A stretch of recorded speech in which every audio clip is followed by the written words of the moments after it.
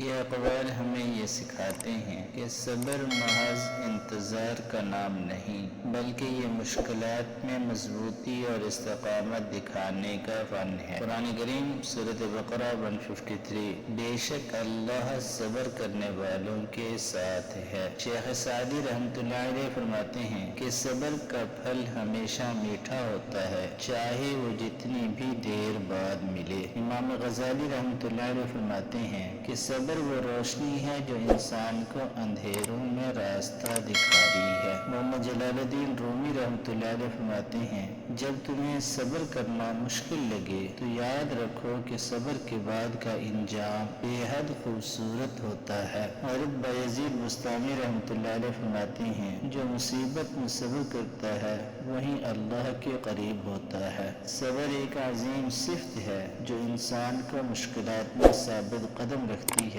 علامہ اقبال کہتے ہیں کہ صبر کا امتحان وہی لیتا ہے جو حوصلہ مند ہوتا ہے۔